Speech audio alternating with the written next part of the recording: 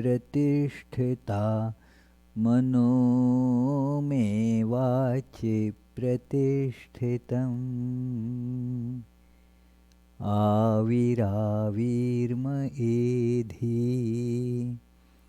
वेदस्य आणीस्थ श्रुतं मे मा प्रहासीः अनेनाधीतेनाहोरात्रान् सन्दधामि ऋतं वदिष्यामि सत्यं वदिष्यामि तन्माम् अवतु तद्वक्तारमवतु अवतु माम् अवतु वक्तारमवतु वक्तारम्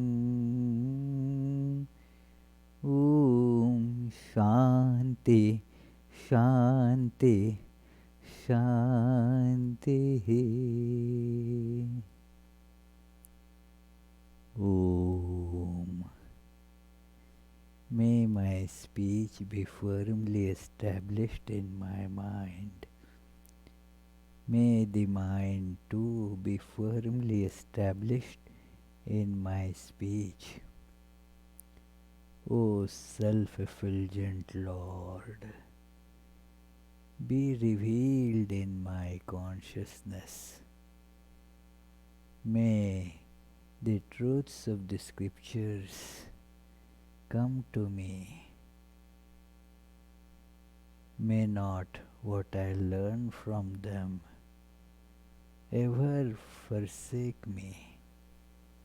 Let me live my life day and night according to their teachings. I shall speak what is appropriate. I shall speak the truth. May that protect me. May that protect the teacher. Om, peace, peace, peace.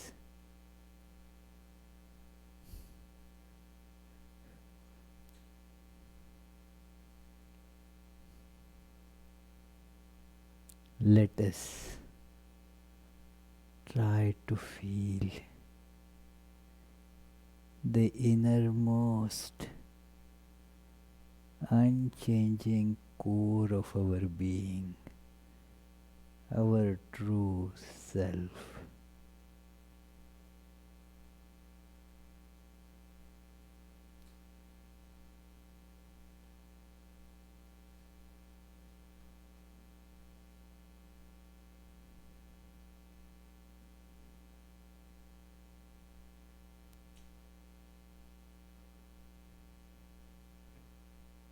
Being different from body and mind, which differentiate this true self, is the same everywhere, in everything.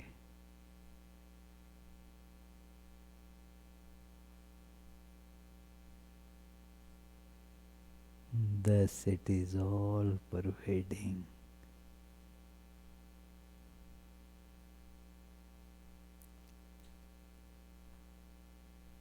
Let us feel it as the infinite, all pervading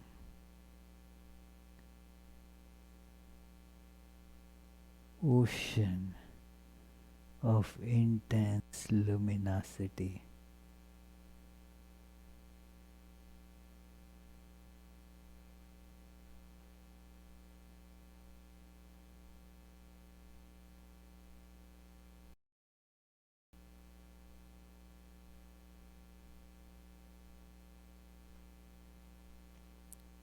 I am truly that.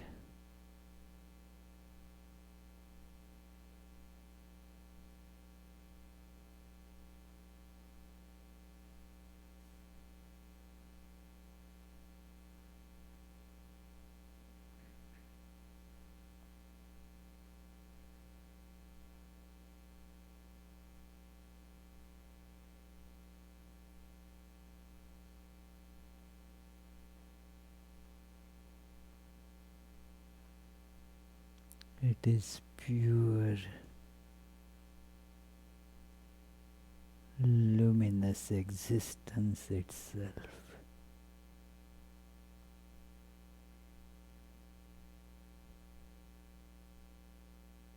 It is bliss itself.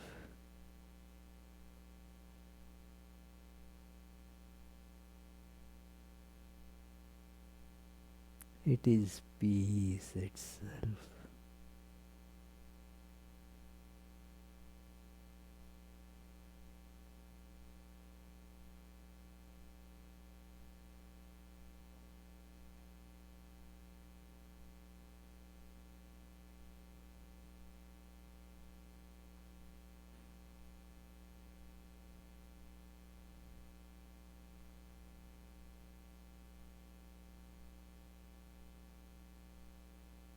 Om.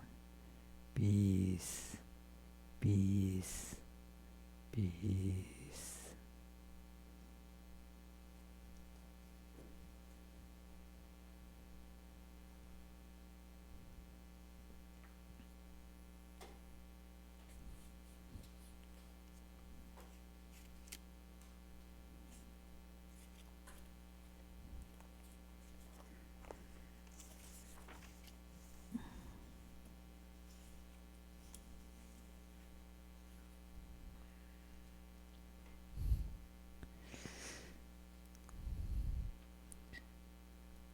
So let us begin today's discussion with our usual chant.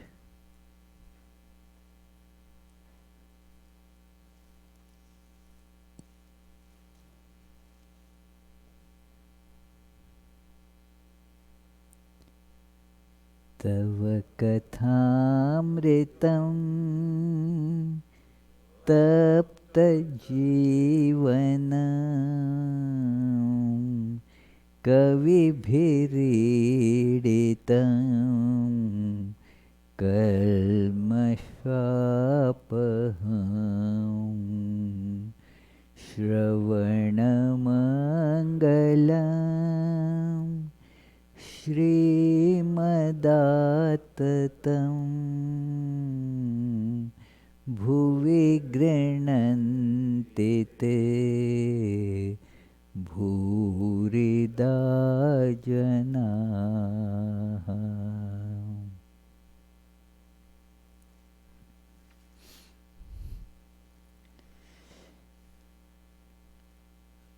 In the study of this special biography of Sri Ramakrishna, where he is being depicted as the divine in human form and living like us, but still not like us.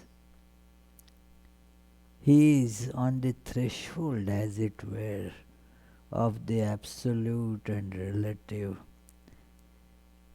on the threshold of divine and human. So, the very purpose of this is to inform us that we all are actually divine, appearing as human beings. Each of us. The difference is that of awareness. We are identified with our body, our mind, and therefore we do not see our infinite nature. Whereas Sri Ramakrishna is aware that his appearance in body is just an act. It is a play on stage. So it is a role, a human role that he has assumed. Actually, he is divine. So that divine, infinite connection is always very fresh in his awareness. So And through that very unique personality on the threshold, he lives and inspires us, instructs us, inspires us. So his biography becomes, therefore, a guiding light for those who seek to realize the truth. So, we have been reading Mathur Babu as an example of how gradually, by coming in touch with Sri Ramakrishna, one gets transformed. The transformation of life is what really matters, what really counts. So the life gets changed, becomes more and more centered in the divine. The externalities, they also get tuned to the core divinity. So they also get illumined by this uh, central divine light, as it were. So, this is how Sri Ramakrishna's life brings that illumination to us. So, we saw that how Mathur got the understanding of Sri Ramakrishna's divinity. Also, he saw that how the presence of God is within us. We saw in last class and the class previous to that too, we discussed that how Sri Ramakrishna showed him at the time of the worship of the Divine Mother, Durga, that well, there is a time now when she is going back, as it were. The worship in the image is coming to a conclusion, and the image then will be discarded, immersed in a in river or a water pool. So, and Mathur Babu was not liking that idea at all, and so decided to oppose it. Why should there be this immersion? No, we will have the worship of Mother forever. Well, Sri Ramakrishna said that yes, but now let her come closer, not outside, but now think of that Divine Mother in her real abode, that is, in your heart, in your consciousness. Try to feel that the worship outside was uh, for actually feeling the presence inside. That which is outside, when we come closer, we get better understanding of it, and we get better understanding of it when it becomes part of us. It is like you have one understanding of what is ice cream.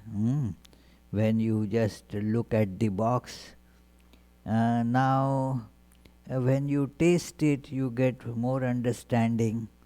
When it goes becomes a part of your life, then it can add lot of weight to your waist.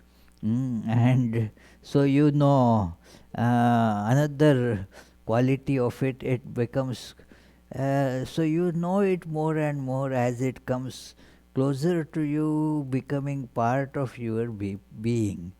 So the divine becomes part of your being, and you feel that divinity more and more. That is the purpose of even doing the worship outside. It is Why? Vishwanath doesn't buy ice cream just to be kept out there and to be looked upon by people. It is, why is it brought, Vishwanath? To, yes, to take it in, isn't it? Yeah. So worship also is done externally to take the God in, and feel that there. So this is how Sri Ramakrishna explained to him, and that made him understand this truth.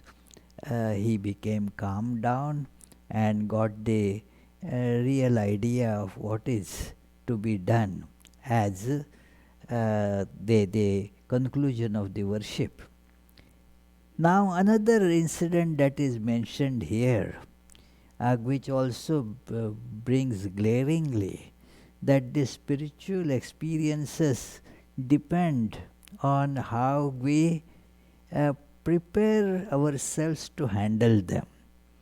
It is easy to think that, okay, that yes, I am just sitting and thinking of God and I should get that ecstasy.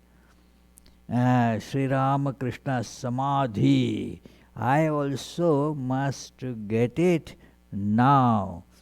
So, without having the proper preparation, we get enchanted by it, we get attracted by it, and that attraction is not a good attraction.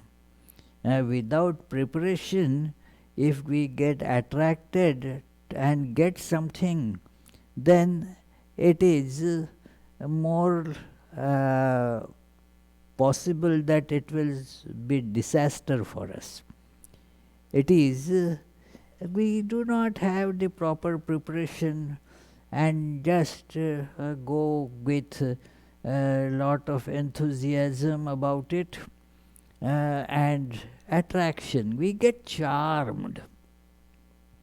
We get tremendously charmed, and thus, I also must get that samadhi. And Sri Ramakrishna is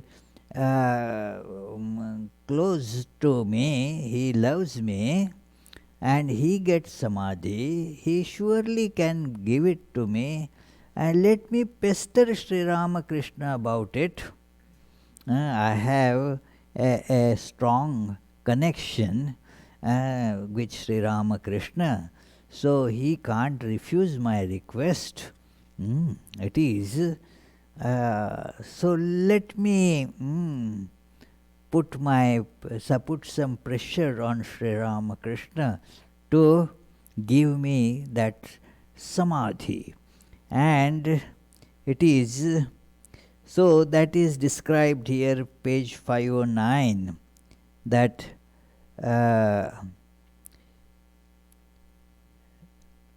as soon as Mathur felt a desire to experience ecstasy, he went to the master and demanded. That is the demand, out of love, that demand comes, even though it is unreasonable, the demand comes, So it is because you feel that, okay, my mother can do it, my father can do it, so I should be able to do, they should give me that. Am I prepared for that? That is the question. That doesn't come to a child's mind. Think that I have to have it. It is. There is always this case with little children, that their eyes, they say, their eyes are bigger than their mouths. Well, stomach is small, but the eyes are big. So they say some elder man or woman is taking a big chunk of some nice delicacy, nice food, and they are hungry. So they also want the same amount. It happens in our dining hall very often when the small children are there, and then they say, "No, I want so much." Now the mother knows the fellow can't eat all this. So she pleads, "No, no, you can't eat that much.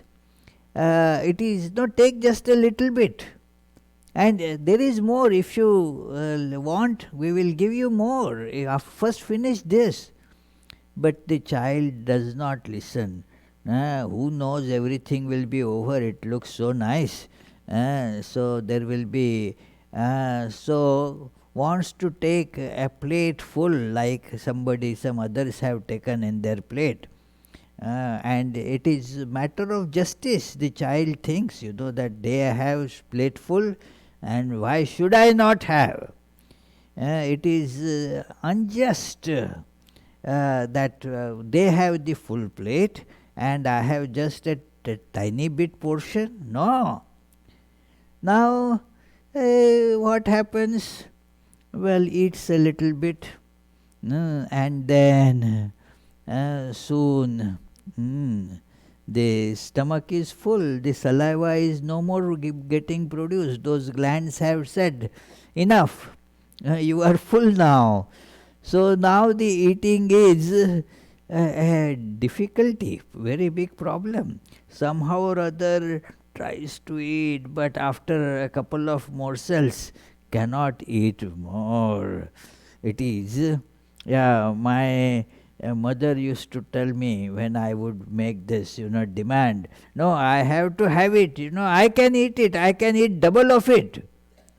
Ah, see, and then she would say, "Okay, if you eat, all right. If you don't, I will put a bandage of all this food on your head, it will be all tied to your head, stuck there. Okay?" And then in the confidence, say, "Yes, okay. Yeah, it is, but soon can't eat anymore. Take some water and try to eat." That goes for another morsel, and the mother is looking with So, and then I would say, "Okay, please put it on my head. What can be done?" I said that. But it is not that it is going, but that is gradually one learns that our eyes and the upsurge of appetite is not commensurate to our capacity to eat. So about samadhi, that was happening to Mathur Babu. "I must have it." So he demanded to Sri Ramakrishna, "Father, you must do something so that I may have bhava samadhi." Bhava samadhi, we have seen it in discussions earlier, means you go into a bhava, means a divine mood. That a mood of, say, Krishna or Shiva or some divine mother, or the mood of, say, that Hanuman, servant of Rama. You go into different moods. Sri Ramakrishna used to pass into all these moods. So Mathur Babu demanded. And then Master responded to him as he always did to others on similar occasions, saying, "Look, it will come at the right time. Does a seed sprout into a tree as soon as it is sown and bear fruit to be eaten immediately? Why are you asking for samadhi? You are all right. You are enjoying both secular and spiritual joy. If you attain samadhi, your mind will be completely withdrawn from the world. Who will protect your wealth and property then? Everything you own will be looted indiscriminately. What will you do then?" he is trying to show Mathur that you are still attached to all these things. And if you get samadhi, then all these things will just go to winds. They will not remain anymore. So, but who would listen to those words? Mathur was inexorable. He insisted that the father must give him bhava samadhi. I want, I want, I want, I want. That's it. The children keep on pestering. They know how to pester. So when you want some such thing from them, you keep on pestering, pestering. It is, yeah. So two little girls, I had told them, okay, now sit this on the festival day. That okay, you must watch video. Don't go to play there. And then they did not really want it, so they asked me, can we go now? Can we go now? Can we go now? We watched it. Can we go now? And then it became after that, both of them, after 3 minutes, somehow I said, no, no, watch more. They, after 3 minutes, both of them, one to 1 year, another to another year, started shouting, can we go, can we go, can we go, can we go, can we go, can we go? It is like that. And then, well, I have to say, okay, go, at least let me watch. So it is like that. This Mathur started pestering, not listening to what Sri Ramakrishna was telling. He insisted that the father must give him bhava samadhi. When the master found that his arguments were having no effect, he raised them to a higher scale. He said, look, do devotees want to see the cosmic God? They want only to serve him. If a man experiences the cosmic power of God, he becomes afraid and his love for God is suppressed.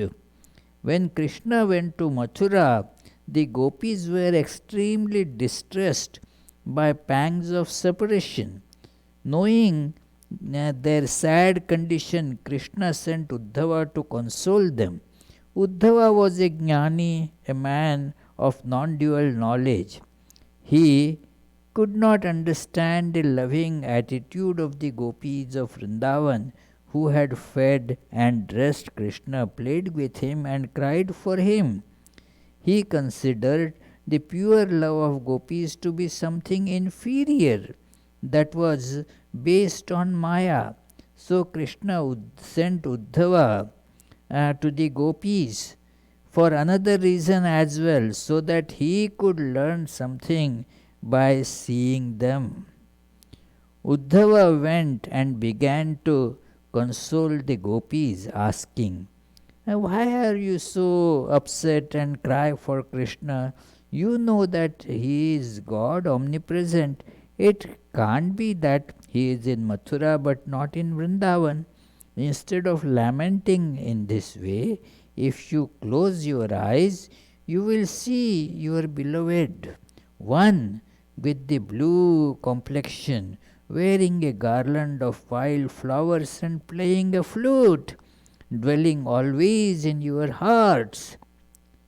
To this the gopis replied, Uddhava, you are Krishna's friend and also a jnani, a man of knowledge. How can you talk like this? Have we experienced Krishna through meditation or knowledge or through that japam or austerities like the sages and hermits? We fed him, dressed him, adorned him and made him beautiful. How can we do those things through meditation? Is it possible for us to act that way? If we had the type of mind that is needed for japam and meditation, we could do those things. But long ago, we offered our minds completely at the lotus feet of Krishna. Do we own anything, such as body, senses, or mind, which we could connect to our I consciousness and perform japa? Uddhava was dumbfounded at this.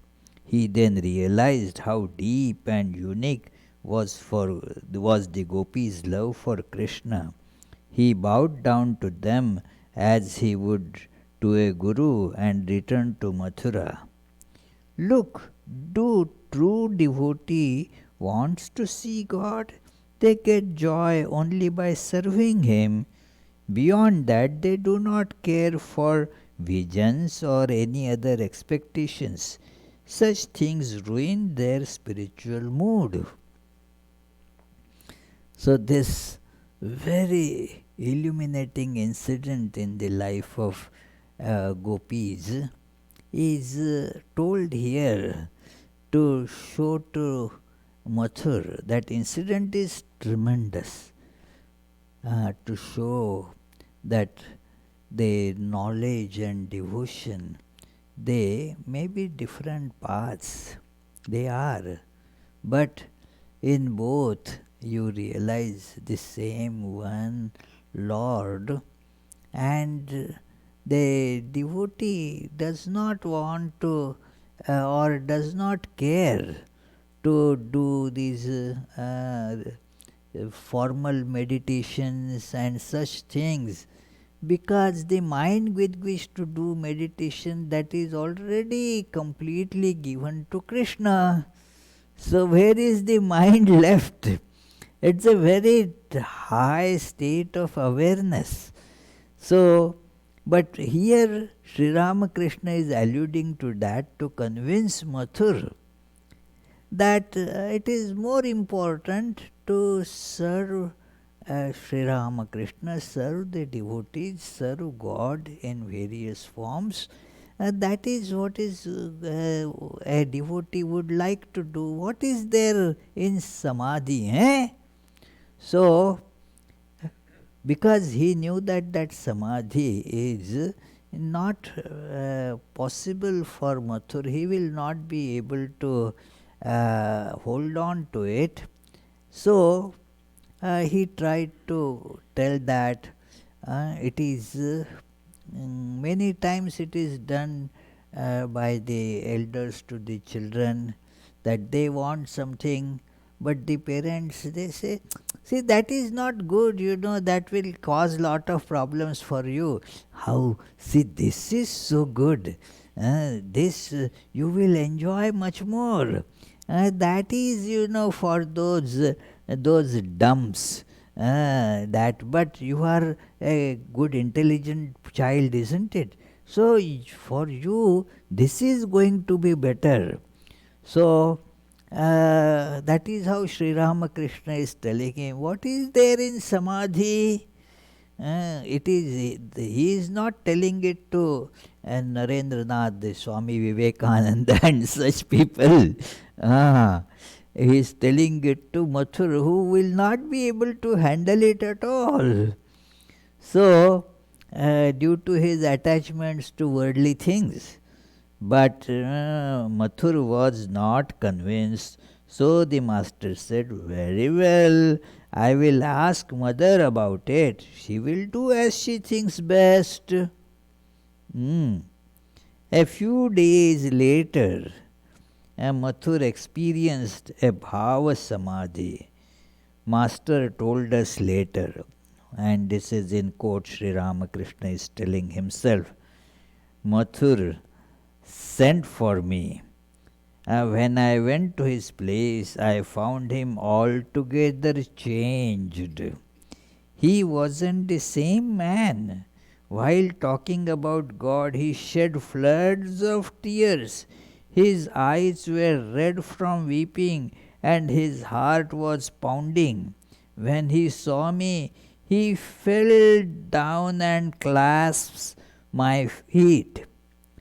Father, he said, I admit it. I am beaten. I have been in this state for past 3 days. I can't apply my mind to worldly affairs, however hard I try. Everything is going wrong. Please take back that ecstasy you gave me. I don't want it. I don't want it. So it is.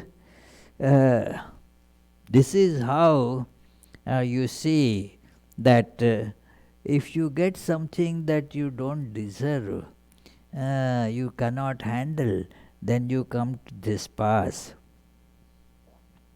I said, but you begged me for ecstasy, I said. He then said, I know I did, and it is indeed a blissful state. But what is the use of bliss when all my worldly affairs are going to pieces? Because that attachment is there. And so it is, howsoever we may say by mouth, God is real, everything in the world is unreal. We may be intellectually convinced of it, but still, if God is not with us, do we really weep for God? Hardly ever, we may pray and try to be more intense in prayers, but from our heart that kind of intense weeping for God doesn't come, because that is still not so real for us. When that becomes real for us, then that weeping comes. Otherwise, these are words. But what we are more concerned about the worldly things. Well, I should not get affected by coronavirus, oh Lord. And then please protect my children from that. It is... I don't care for samadhi right now, but please do this for me. I am having problem with my finances these days, so make that good, so that I can pray to you. That is the end of that. Because if my finances are not good, I will not be able to think of you. So please make that good. It is. I don't say you must make me a billionaire. A millionaire is okay for now, but it is. You make me, and that becomes an intense prayer. Sri Ramakrishna says, if some near and dear devotee dies, or a near and dear relation, not necessarily a devotee, a very close relation dies or is sick, or a lot of money is lost, or some other calamity comes, then people shed tears by buckets, you see.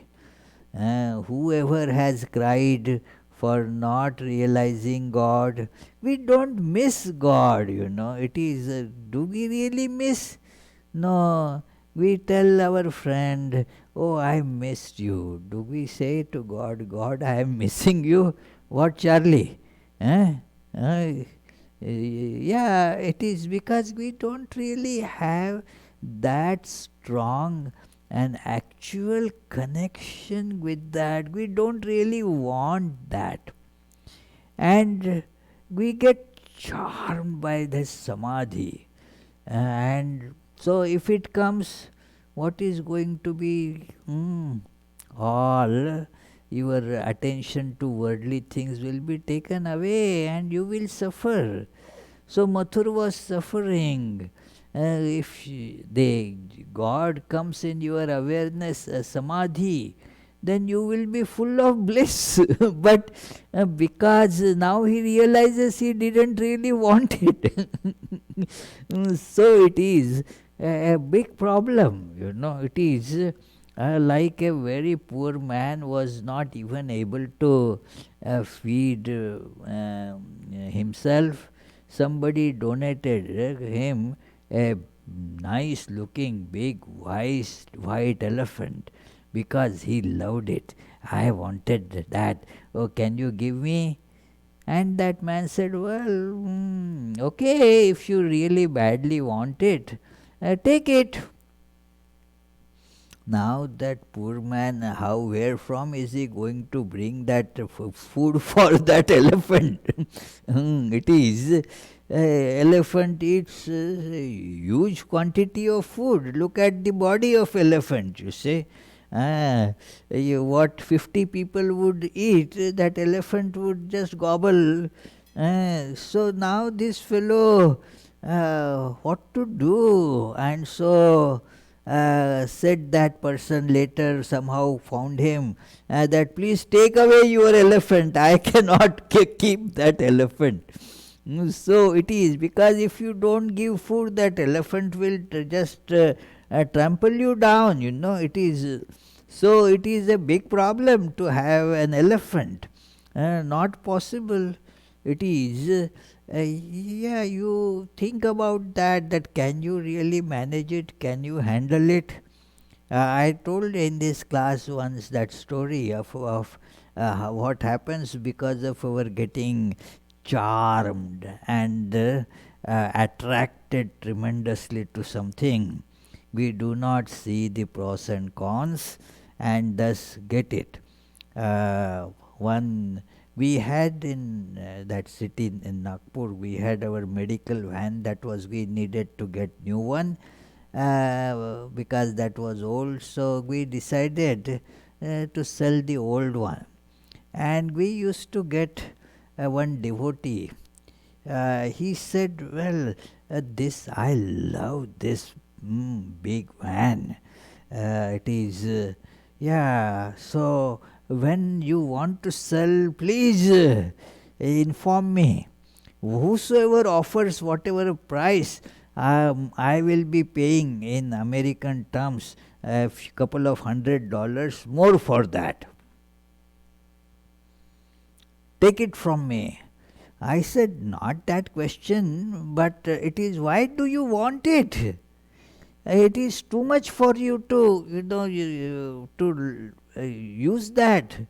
First of all, it is gas guzzler. You don't have place to keep it, and so, and moreover, if you don't drive it, it will, because it will become, you will not be able to even start it. You see, so.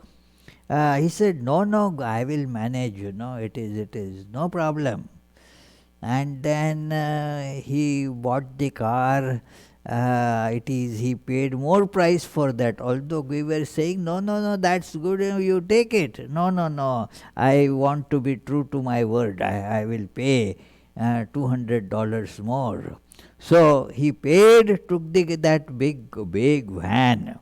It was used as a mobile dispensary, you can imagine, So it doesn't have many seats, comfortable seats or anything, only cabinets for medications and all that. So, and a bench for people to sit. Now, he was very happy, took it, drove it, and then after some days he became so upset, so miserable. Why? What happened? Oh, I don't know at what moment of insanity I decided to get it. Now I don't have place to keep it. So the lane in which I live, the neighbors won't allow that to be parked there. There is not enough space. A car could be parked, but then this big, yeah, this cannot be parked there. So I have to, park it over there in the main road, and then that is at a gas station. That gas station fellow is charging me for that, and then again that at the middle of the night I wake up, whether the car is there or that van is there or stolen by people.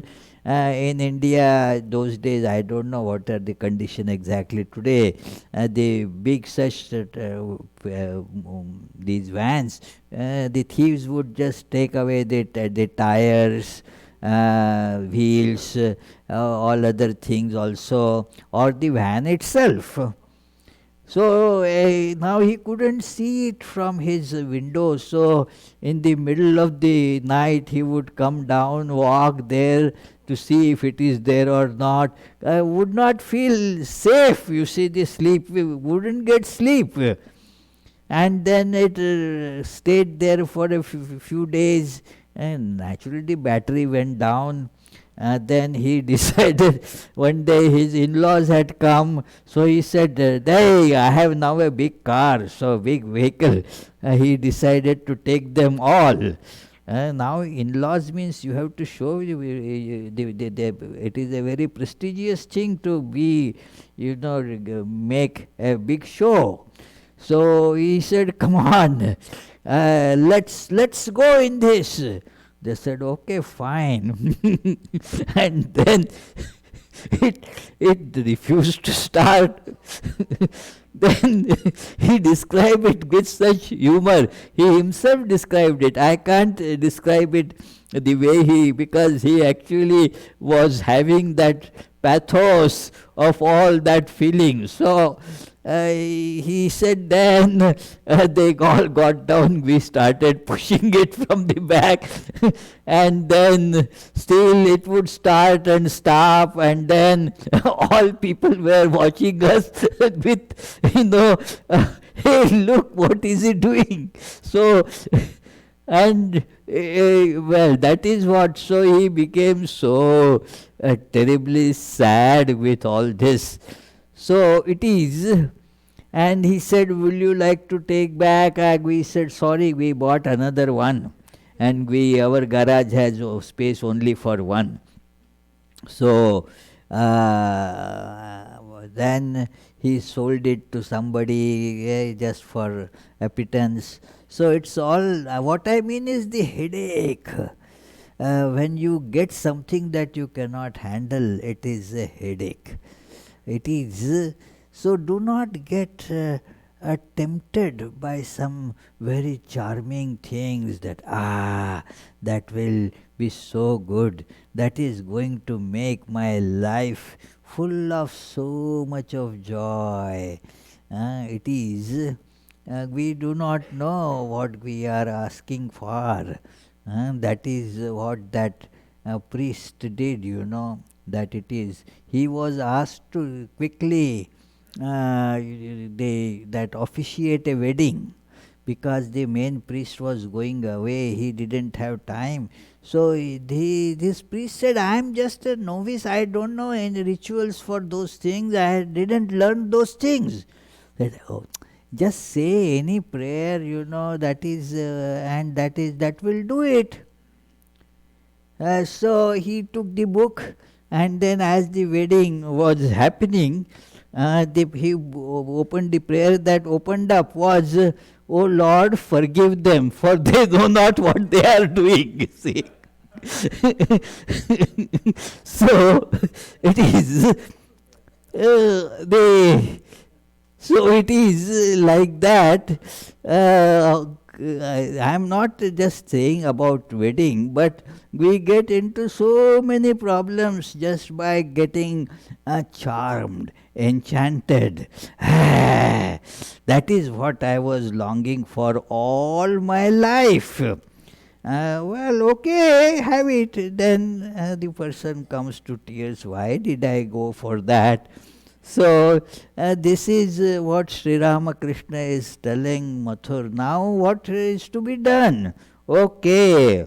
Uh, then I rubbed Mathur's chest, and he was himself again.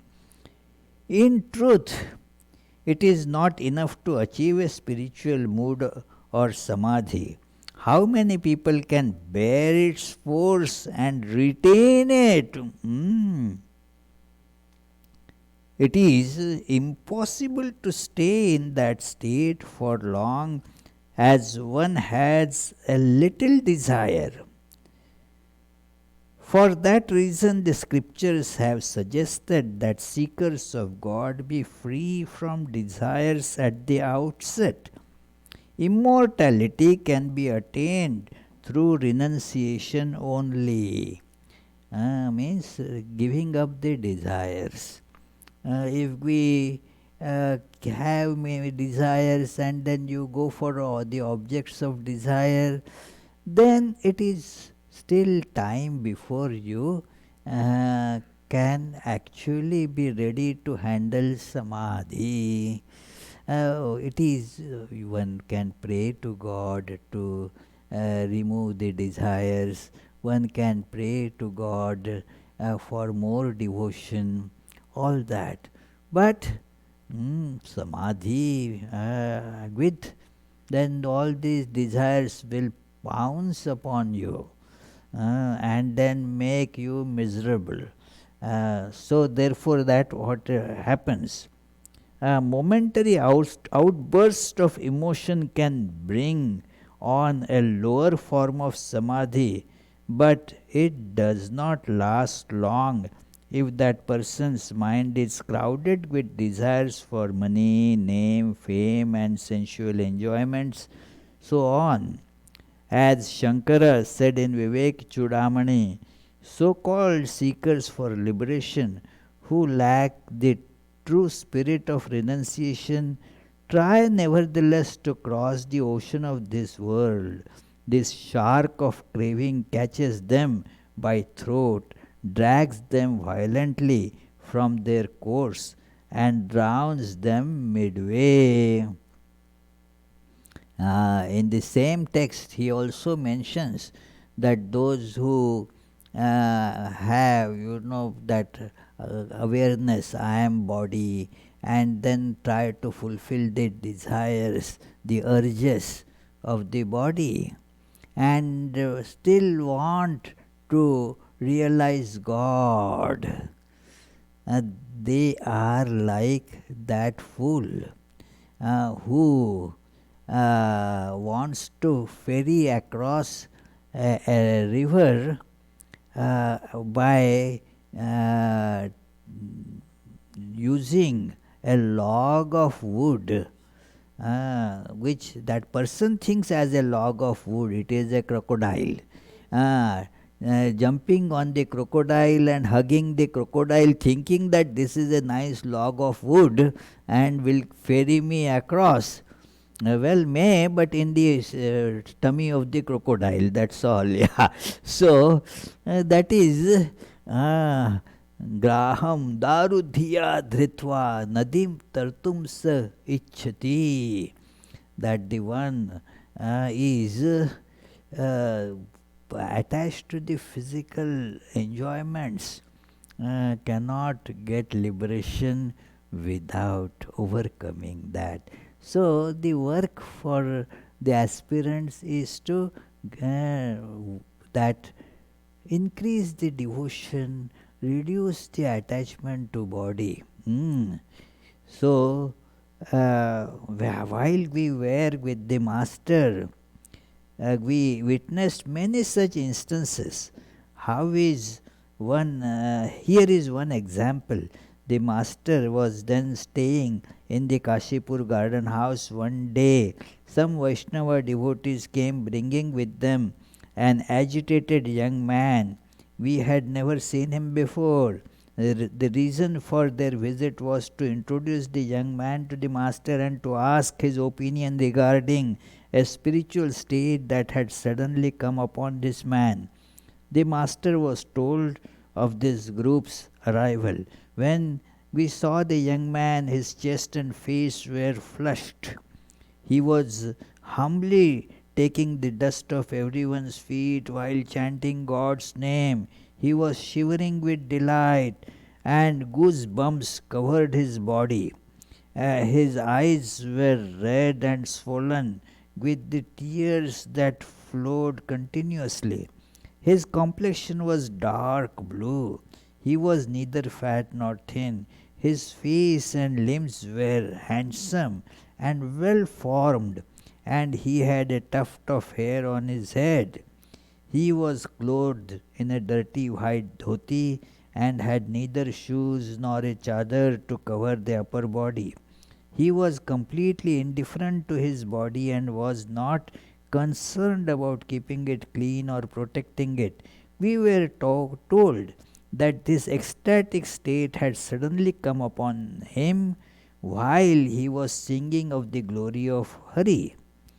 From that point on, he had virtually stopped eating and could not sleep. Day and night he cried and rolled on the ground because he could not attain God. He had been in that state for a few days. We have seen no one except the Master such powers to grasp and recognize the changes in the human body that can be caused by an exuberance of spiritual emotions. The Guru has been described in the Guru Gita and other scriptures as the physician of worldly disease. Before we met the Master, we did not understand the profound meaning of this. In truth, the Guru is the physician of mental disease, and he can also diagnose at first sight the changes produced in the mind by various spiritual emotions. If these changes are favorable, he directs the aspirant so that this mood becomes natural and helps the person to ascend to higher planes of spirituality. If the changes are unfavorable, he prescribes specific means to make the mood disappear without harming the aspirant. We had not heard of such things before, but as we observed the Master guiding aspirants in this manner every day, we became convinced of this point. When Swami Vivekananda first attained Nirvikalpa Samadhi, we saw the Master prescribe the following. Now, for a few days, don't eat food cooked by others, cook your own meals. In this state, one can eat food cooked at most by one's mother. But this ecstatic mood will disappear if one takes food cooked by others. This will no longer be a concern when the samadhi becomes natural to you. He has given the example of Gopal's mother also. It is and how it is. He said that when she got this ecstasy, but that is a result of long standing spiritual practice and gradual changing of life. So he prescribed her that, well, eat something. When you get into that mood, you have to eat something, whatever, but eat something. He could see all these things, and like an expert physician looking at the signs of the body, can diagnose the problem that is inside, that is not visible. These symptoms are visible outside, but the actual problem is not visible. So, but by looking at the symptoms, that person gauges the problem and immediately gives the treatment. So, similarly, Sri Ramakrishna would see at what is the problem, what is happening to this person's mind by looking at the signs of that appearing on the body.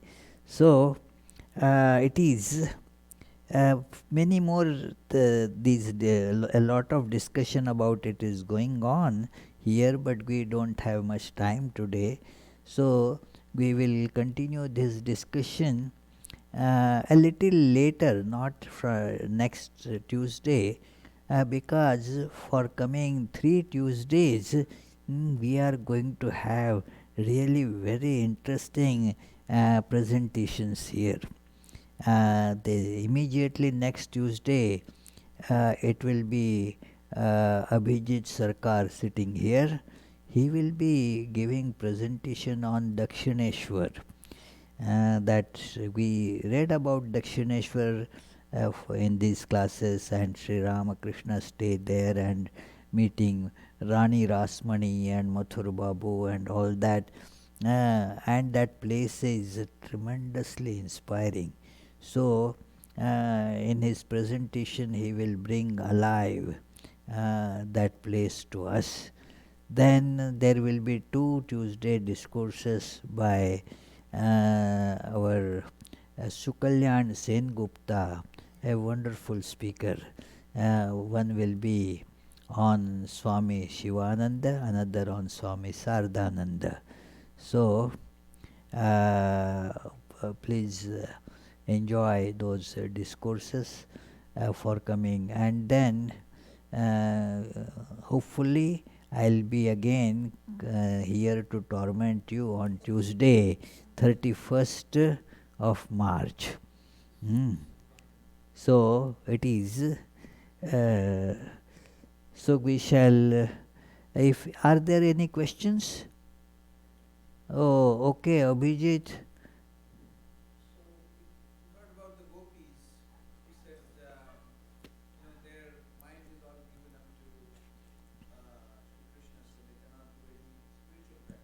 Yes.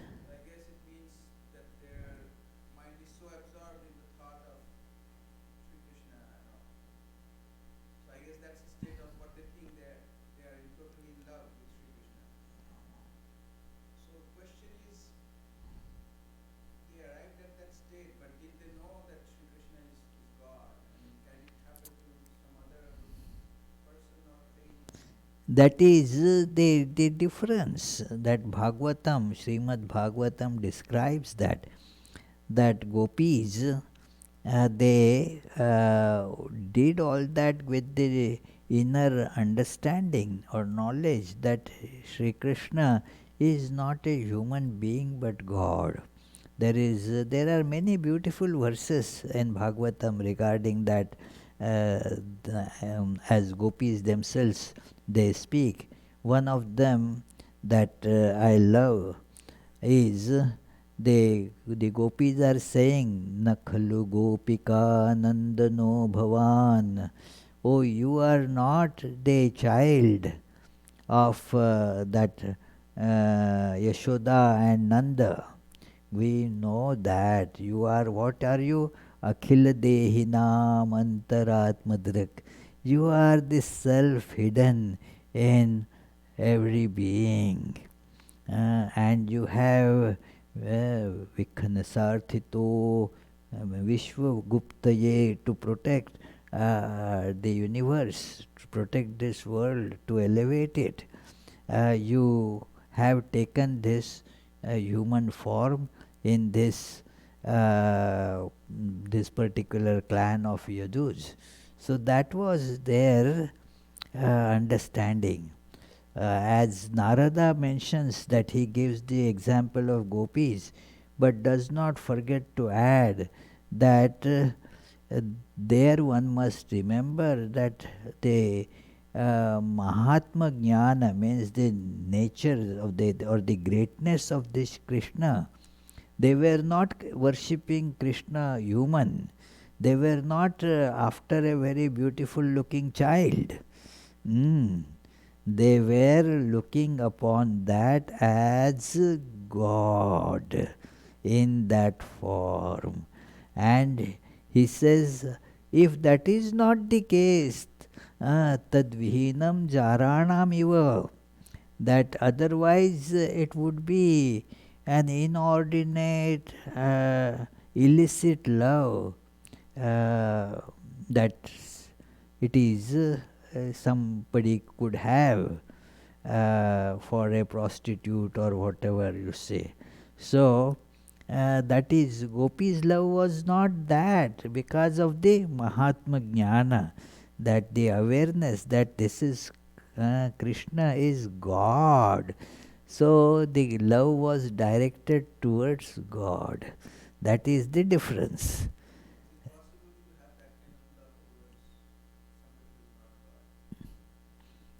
If you see it as God, everything is God. It is your understanding has to be God. Like you can have that kind of love even to a statue, basically.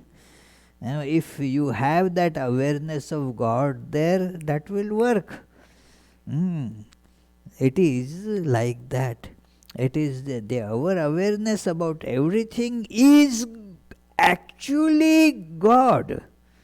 And there is absolutely no doubt about that. The question is our awareness. Then it will happen. If our awareness is not that of God, even if Sri Ramakrishna is standing before us, it will not have any impact. Yes, Charlie, do you have any question? Why couldn't Sri Ramakrishna take away Mathur's attachment, and why can't he take away our attachment? Oh, yeah, well, you better ask him, it is beyond my pay grade, to answer this question. uh, so, we shall conclude with the closing prayers. After closing prayers, there will be a short video show about how to, a very mundane matter after such spiritual discussion.